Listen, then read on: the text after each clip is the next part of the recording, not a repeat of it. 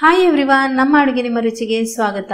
ನೀವು ಎಷ್ಟೇ ಗಡಿಬಿಡಿಯಲ್ಲಿದ್ರೂ 5 ನಿಮಿಷದಲ್ಲಿ ತಟ್ ಅಂತ ಮಾಡ್ಕೊಳ್ಳುವಂತಹ ಪರ್ಫೆಕ್ಟ್ ರಾಗಿ ಹಿಟ್ಟಿನ ದೋಸೆ. ಹರಿಯಲ್ಲ ಮುರಿಯಲ್ಲ. ನೀವು ಇದನ್ನ ಗರಿಗರಿಯಾಗಿಯೂ ಮಾಡಬಹುದು ಅಥವಾ ನೀರು ದೋಸೆ ತರನು ಮಾಡಬಹುದು. ತುಂಬಾ ರುಚಿಯಾಗಿರುತ್ತೆ. ಬನ್ನಿ ಈಗ ಇದನ್ನ ಮಾಡುವ ವಿಧಾನ ಹೇಗೆ ಅಂತ ನೋಡೋಣ.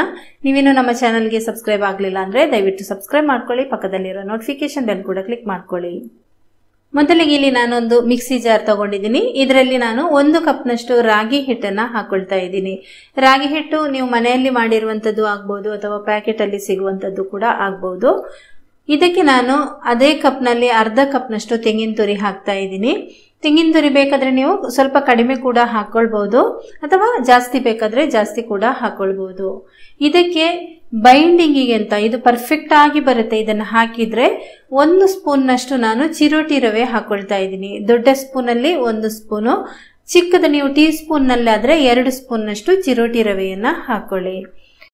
ಒಂದು ಅರ್ಧ ಗ್ಲಾಸ್ ನಷ್ಟು ನೀರು ಹಾಕ್ತಾ ಇದ್ದೇನೆ. ಇದೆಲ್ಲವನ್ನ ಸೇರಿಸಿ ನಾವು ಫೈನ್ ಪೇಸ್ಟ್ ತರ ಮಾಡ್ಕೊಳ್ಬೇಕು. ತೆಂಗಿನ ತುರಿ ಮತ್ತೆ ಚಿರೋಟಿ ರವೆ ಚೆನ್ನಾಗಿ ಪೇಸ್ಟ್ ಆಗ್ಬೇಕು. ಒಂದ್ಸಲ ನೀರು ಹಾಕಿದ್ಮೇಲೆ ನೋಡಿ ಈ ರೀತಿ ಆಗಿದೆ ಇದು.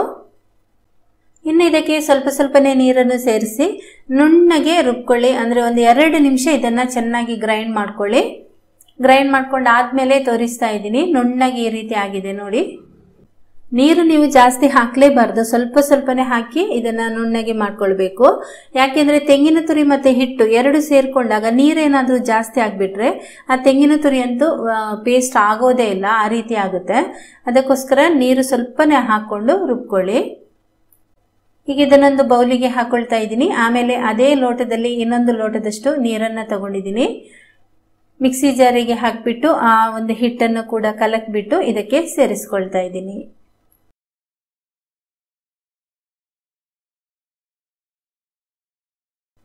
ಈಗ ಚೆನ್ನಾಗಿ ಕಲಸಿ ಆಮೇಲೆ ನೀರು ಎಷ್ಟು ಬೇಕು ಅಂತ ನೋಡ್ಕೊಂಡು ನೀವು ಹಾಕೋಬಹುದು. ಇಲ್ಲಿ ನಾನು ಒಟ್ಟಿಗೆ 2 ಗ್ಲಾಸ್ ನಷ್ಟು ನೀರು ಹಾಕಿದ್ದೇನೆ. ಫಸ್ಟ್ ನಾನು ರುಬ್ಬುವಾಗ 1 ಗ್ಲಾಸ್ ನಷ್ಟು ಆಗಿದೆ ಅದು. ಆಮೇಲೆ ಈಗ ನೋಡಿ 1 ಗ್ಲಾಸ್ ನಲ್ಲಿ ನೀರಿತ್ತಲ್ವಾ, ಅದರಲ್ಲಿ ಅರ್ಧದಷ್ಟು ಹಾಕೊಂಡಿದ್ದೀನಿ. ರುಚಿಗೆ ಉಪ್ಪು ಕೂಡ ಹಾಕೊಂಡಿದ್ದೀನಿ. ತೆಳ್ಳಗೆ ನಿಮ್ಗೆ ತೋರಿಸ್ತೀನಿ. ಇನ್ನೊಂದು ಸ್ವಲ್ಪ ನೀರು ಹಾಕ್ಬೇಕಾಗತ್ತೆ ನೋಡಿ. 2 ಲೋಟದಲ್ಲಿ ಒಂದ್ ಸ್ವಲ್ಪ ನೀರು ಉಳಿಸ್ಕೊಂಡಿದ್ದೀನಿ. ಇದು ಬೇಕಾದ್ರೆ ನೀವು ಮತ್ತೆ ಹಾಕ್ಬಹುದು, ಆದ್ರೆ ಒಂದೇ ಸಲಕ್ಕೆ ನೀರು ಜಾಸ್ತಿ ಹಾಕ್ಬೇಡಿ ಅಷ್ಟೇ. 1-2 ದೋಸೆ ಮಾಡಿದ್ಮೇಲೆ ನಿಮ್ಗೆ ಗೊತ್ತಾಗುತ್ತೆ ನೀರು ಎಷ್ಟು ಹಾಕ್ಬೇಕು ಅಂತ. ಕಾವಲಿ ಚೆನ್ನಾಗಿ ಬಿಸಿ ಆದ್ಮೇಲೆ ಎಣ್ಣೆ ಹಚ್ಕೊಂಡಿದ್ದೀನಿ. ನಂತರ ಈ ರೀತಿ ನೀರ್ ದೋಸೆ ತರ ನಾನು ಹಿಟ್ಟನ್ನ ಹಾಕೊಳ್ತಾ ಇದ್ದೀನಿ ನೋಡಿ ಈ ರೀತಿ. ಆಮೇಲೆ ನೀರ್ ದೋಸೆ ಎಷ್ಟು ಹೊತ್ತು ಬೇಯಲಿಕ್ಕಿರುತ್ತೆ ಅಷ್ಟೇ ಹೊತ್ತು, ಜಾಸ್ತಿ ಟೈಮ್ ತಗೊಳ್ಳೋದಿಲ್ಲ. ಚೆನ್ನಾಗಿ ಬೆಂದಿದೆ ನೋಡಿ, ಪರ್ಫೆಕ್ಟ್ ಆಗಿ ಬಂದಿದೆ. ಸ್ವಲ್ಪನೂ ಹರಿಯೋದಿಲ್ಲ.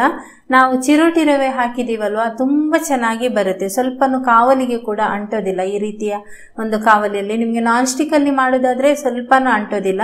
ಇದರಲ್ಲಿ ಕೂಡ ಏನೂ ಅಂಟೋದಿಲ್ಲ, ಚೆನ್ನಾಗಿ ಬರುತ್ತೆ ನೋಡಿ. ಪರ್ಫೆಕ್ಟ್ ಆಗಿ ಬಂದಿದೆ ದೋಸೆ. ತುಂಬಾ ರುಚಿಯಾಗಿರುತ್ತೆ ಮತ್ತೆ ತುಂಬಾ ಬೇಗ ಕೂಡ, ಒಂದು 5 ನಿಮಿಷದಲ್ಲಿ ಮಾಡ್ಕೊಳ್ಬಹುದು. ಅಥವಾ ಹಿಟ್ಟನ್ನು ನೀವು 1 ಗಂಟೆ ಬಿಟ್ಟು ನಂತರ ಮಾಡಿದ್ರೆ ಇನ್ನೂ ಚೆನ್ನಾಗಿರುತ್ತೆ. ಗರಿಗರಿಯಾಗಿ ಕೂಡ ಮಾಡ್ಕೊಳ್ಬಹುದು ನೋಡಿ. ಇಲ್ಲಿ ನಾನೊಂದು ಗರಿಗರಿಯಾಗಿ ಮಾಡ್ಕೊಂಡಿದ್ದೀನಿ ದೋಸೆ. ಖಂಡಿತ ಈ ದೋಸೆಯನ್ನ ನೀವು ಮನೆಯಲ್ಲಿ ಮಾಡಿ ಹಾಗೇನೆ ಹೇಗಿತ್ತು ಅಂತ ನನಗೆ ಕಮೆಂಟ್ ಮೂಲಕ ತಿಳಿಸಿ. ಈ ವಿಡಿಯೋ ಇಷ್ಟ ಆಗಿದ್ರೆ ಒಂದು ಲೈಕ್ ಮಾಡಿ, ಶೇರ್ ಮಾಡಿ, ಕಮೆಂಟ್ ಮಾಡಿ. ಹಾಗೇನೆ ನಮ್ಮ ಚಾನಲ್ಗೆ ನೀವೇನು ಸಬ್ಸ್ಕ್ರೈಬ್ ಆಗಲಿಲ್ಲ ಅಂದ್ರೆ ದಯವಿಟ್ಟು ಸಬ್ಸ್ಕ್ರೈಬ್ ಮಾಡ್ಕೊಳ್ಳಿ. ಧನ್ಯವಾದಗಳು.